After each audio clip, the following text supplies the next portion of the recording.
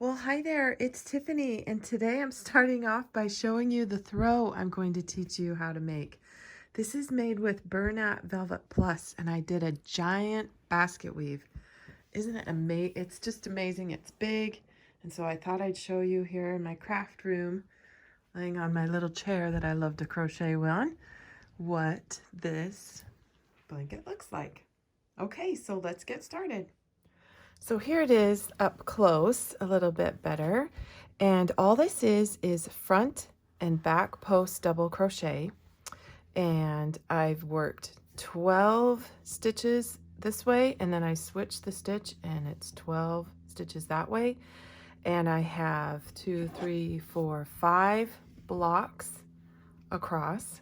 So for the pattern repeat, that would be 12 times 5, which is 60, and then add 4. So our base chain is 64. But for today's demonstration, I am just going to do a really shorter version, and I'm going to just do 3, just so you can see the stitches back and forth. So my base chain will be 3 times 5, which is 15, and then I'll add 4. Okay, so let's get started. Oh, and I forgot to say that the yarn I'm using is Velvet Plus. So this is different than regular velvet. It is furry, and you use a larger hook. I am using a 9mm. Actually, the one I used is a 10mm. I had 2 different hooks, and I guess I grabbed the N, and so it's the 10mm. So this worked fine for me for the tension that I got. So anyway, the package does say 9mm, but I think with working with the posts, you might want to think about going up a hook size. All right, let's get started. All right, so we're just going to start with a slip knot. I like to just cross my yarn like so, and I push a little loop up, just grab half of it and then pull it down tight. Just a slip knot is basically how you'll start. And I'm going to put 19 chains on my hook here. So this almost will probably be the hardest part to see your stitches in this first row. But don't be discouraged. Using the post stitch will be a lot easier. So 1, 2, 3, 4, 5, 6, 7.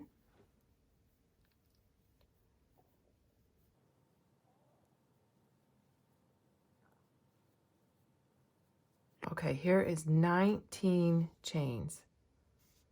Now, try to feel your way down the chain. Here's 1, 2, 3. You want to start in the 4th chain. Okay, so you just kind of have to feel for those bumps. And we will make a double crochet. Now feel for the next one. And I'm just working underneath the top loop. So right there, kind of see my finger.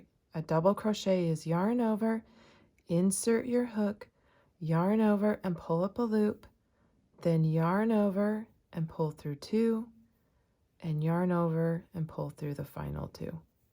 So work 1 double crochet into each chain across the row, right up to the end. Now, if you can count just these posts, now this is that turning chain, I want you to make sure that you have 16 of these double crochets worked across your chain. So take a minute and count and make sure you have 16. Now that means that if you were doing the larger size, you'll want 61. Now I like to just chain 2 and turn. Let me get some more yarn pulled out, and I like to pull from the middle of these skeins. Give me some slack here. Okay, so now I'm just going to work. Now we're going to work the first front post double crochet. I'm I'm going to always ignore this line right here that's underneath the chain. We don't work around this last double crochet. We're going to work around this second one in. Yarn over, insert your hook so that the post is popping forward. So it's kind of just insert your hook behind the post. Then yarn over and pull through, and then yarn over again and finish the stitch just like a regular double crochet, front post double crochet. And that just pops that just a little bit forward. So let's work the first 3 just like that.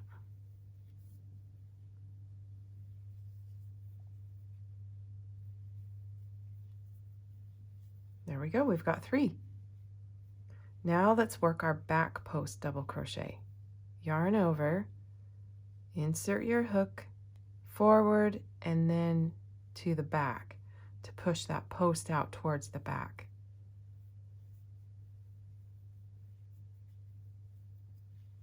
And then complete your stitch. Look at that. This is so fluffy. Oh gosh, you guys, it is really, really surprisingly easy to work with when you're doing it with post stitches. And I've noticed that the stitches hold. There's no slipping going on like in regular velvet, or the velvet product that they came out with first that's much smaller weight than this, not as furry. I had to really keep my tension tight in order for the yarn to not slip. But this seems to be, I'm okay if I'm actually, that's why I'm using the larger hook size and keeping the yarn just with normal tension. So every 3 stitches, I'm alternating. So for the big blanket, you would be alternating stitches every 12.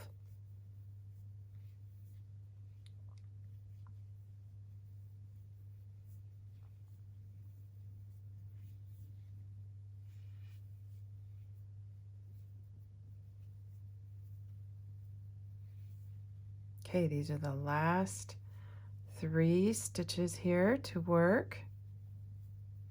And then we'll be left with that turning chain. Oops. Okay. Now around the turning chain, hanging out here, we're going to have the 3 stitches and a turning chain. Just work a regular double crochet. All right, so that will match the other side. We'll always have these 2 extra, or this 1 extra stitch at the end of the row. Okay, so chain 2. Now for the big blanket, you'll continue this matching. I'll do 1 more row of it for you. Get more slack here.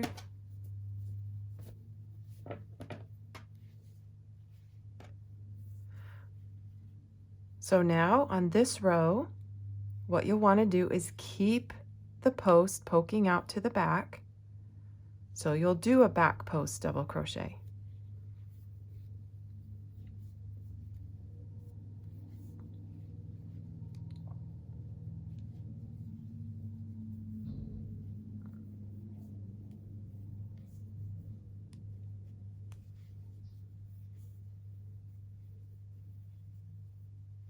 And now keep these posts coming towards the front.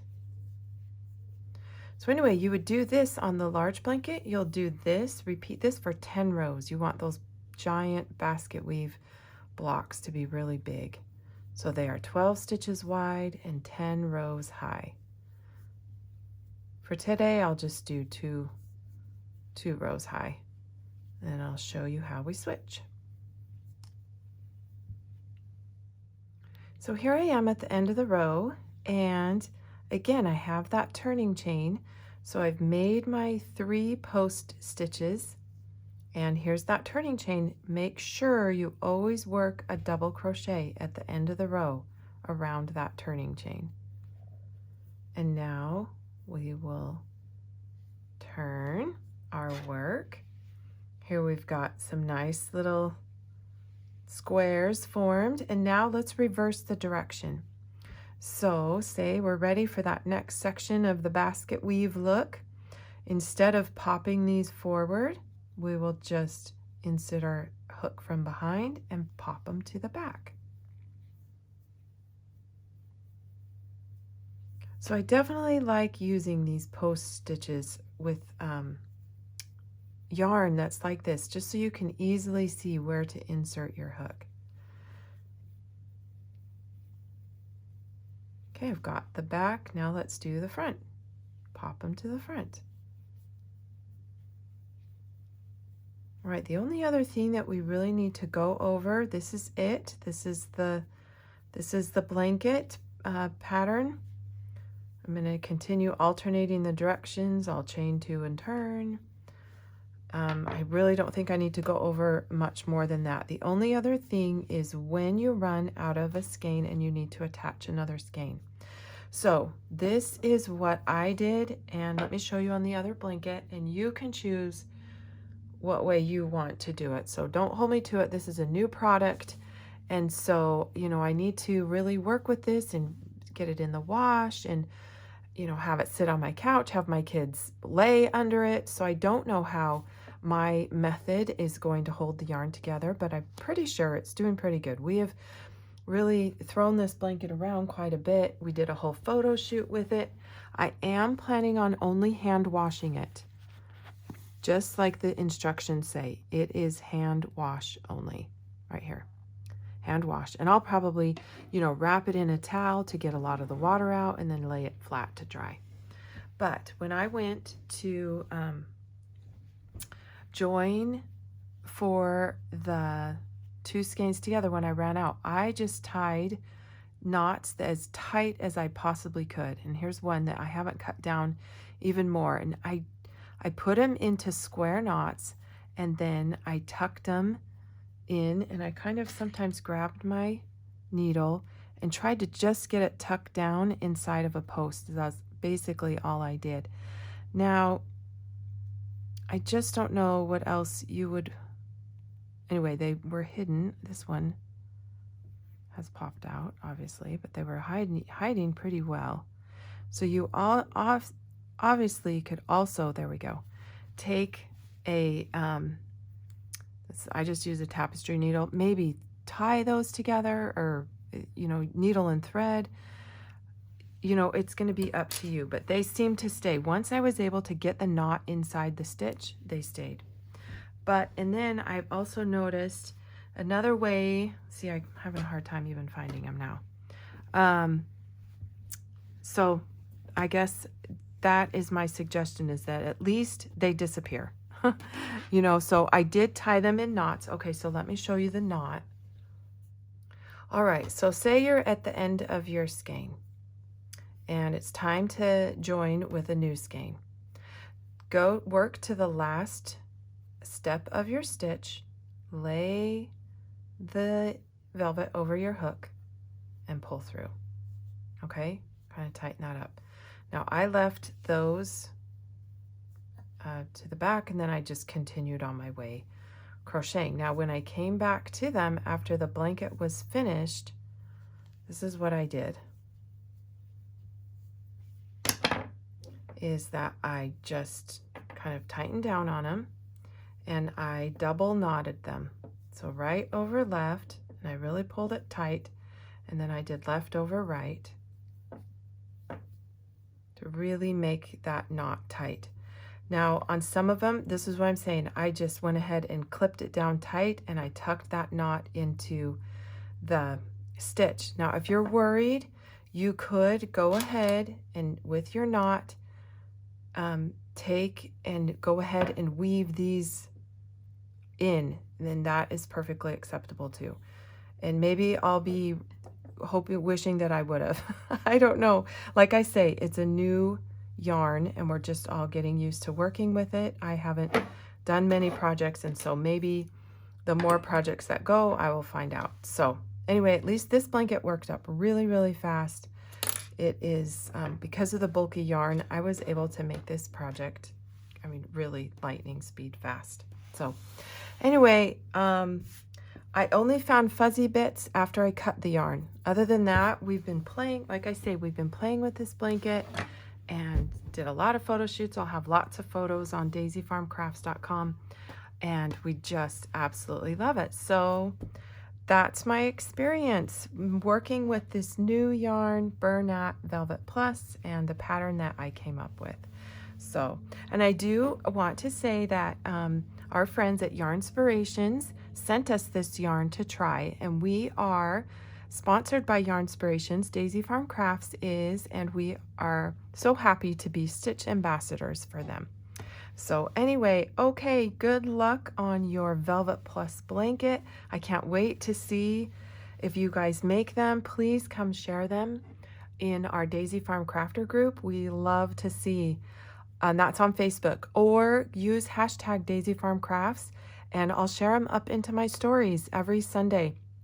And so many people, I have probably about 20,000 people that come and look in our stories on Sundays. And so you can come and get a lot of good ideas of what everybody in the community, different colors and different patterns, those kind of things. So anyway, okay, enough from me. I will see you next time.